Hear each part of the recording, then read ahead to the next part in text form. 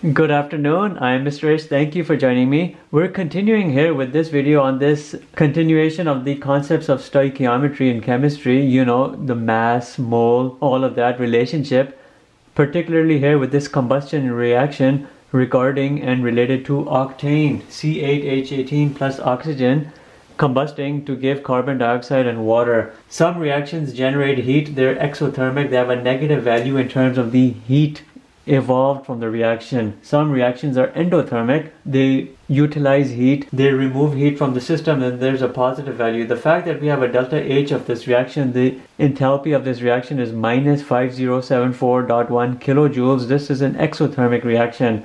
Based on that reaction over there, octane plus oxygen to give carbon dioxide and water, we have to determine the mass of octane needed to produce 1550 or 1550 kilojoules of heat. And that's question number one. We also have to determine the mass of octane needed to raise the temperature of 1 kilogram of water by 30 degrees Celsius. So we have two separate questions. A is easier, B is harder, but we will do them both. Consider over here this specific fact. We're looking at kilojoules. So this is 5074 kilojoules, which means it's 5074 times 1000 to get into regular joules. Kilo meaning here 10 to the power of 3. We have to balance this equation, so let's balance it. When we're looking at C8H18 plus O2, we have CO2 plus H2O. We can do a partial balance. You don't always have to aim for the full. We have an 8 over here. We have a 9 over here to balance the hydrogens and the carbons. From here we end up seeing 9 oxygens, and here we end up seeing 16 oxygens. So we'll end up having 25 over 2. You could literally leave it like this and you would be fine. You wouldn't really have to multiply the 2's if you don't want to. You could leave it at that. This tells us here we have coefficients here of 1, 25 over 2. We have 8 and then we have 9, and our reaction is balanced. What comes next? Well, we're looking at question A. The enthalpy or the heat of this reaction is this. We have to determine what is the mass of octane, which means we have to determine the moles of octane utilized in this reaction. We know that 1 mole of octane in combustion generates this much. We're having to see how much in terms of grams can produce 1550.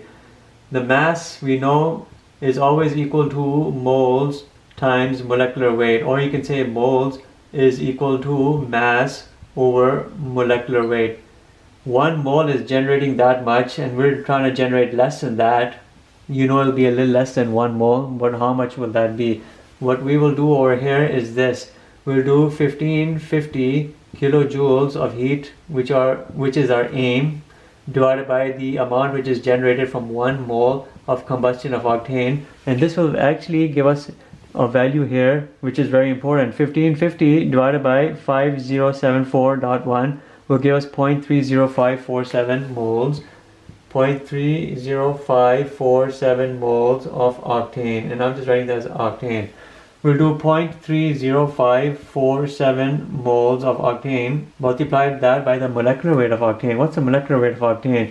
Well, you'll do C8H18 and do the molecular weight. You'll do 8 times 12 plus 18. We're getting 114 grams per mole, and this will give me the mass needed. We'll multiply this by 0.30547 and I'm getting 34.8, or we can round it up, 34.9 grams of octane. And this answer should be right.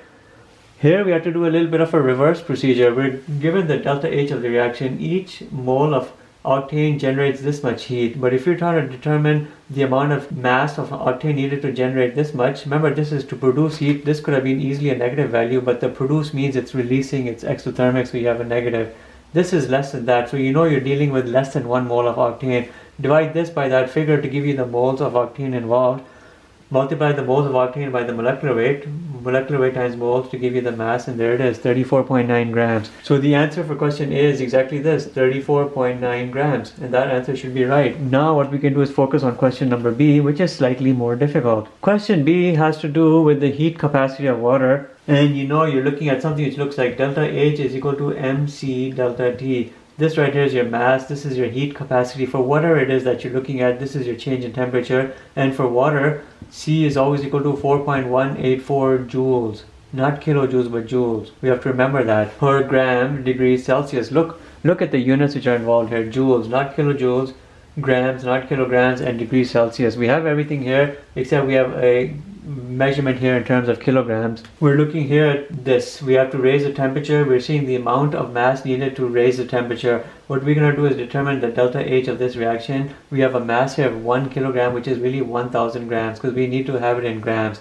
We have a value here for heat, 4.184 joules, and change in temperature is 30 degrees.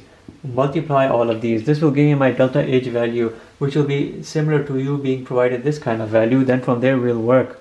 We have 1000 times 4.184 joules times 30. I'm getting here 125,520 joules.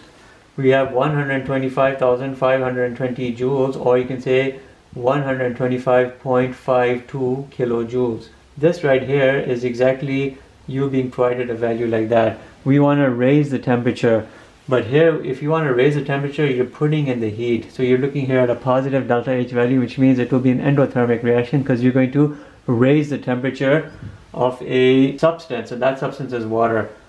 We have this value, we have this value. This value is per mole of octane. This value is exactly the amount of heat needed to raise 1 kilogram of water by 30 degrees. Look what I'm doing. I'm doing 125.52 kilojoules divided by this value right here, 5074.1, which is also kilojoules, and this will give me a value here. And let's see what that value is. 125.52 divided by 5074.1 is giving me 0.0247 moles, 0.0247 moles of octane, OCT. That's not too much, because you're going to multiply with this with the molecular weight of octane, and you'll get the grams needed, or the mass needed of that octane to raise the temperature of 1 kilogram of water by 30 degrees. What's the molecular weight of octane? You know C8H18 is 8 times 12 plus 18 times 114 grams per mole, and you're going to get a value over here. 0.0247 times 114, I'm getting 2.82 grams of octane, and that would be the answer of this second part, 2.82 grams. And it's not that much if you think about it, because this value is significantly less than that. It's 1550 kilojoules. This is only 125.52 kilojoules, so we're significantly less. But it doesn't matter, you don't have to compare A and B, they're independent questions. You can now see that a mole of octane can generate quite a bit of heat, which is why these natural gases are very effective in heating the temperature of water, because you don't need too much of that to effect a change in the temperature of that water or to heat the water in your tank. The answer for question A is 34.9 grams of octane will generate that much. If you had 114 grams of octane, you would have generated that, because that would be equivalent to 1 mole of octane. But this 34.9 is not even a full mole. It's a fraction of that mole, but you'll also get a fraction of the heat requirement. To raise the temperature of 1 kilogram of water by 30 degrees, you only need 2.82 grams of octane, which is only 0.0247 moles of octane, but it will be enough to give you the amount of heat you need to do this specific process over there. And that right there is the end of this video. Both of these questions have been solved for you. Thank you for watching. Have a good day.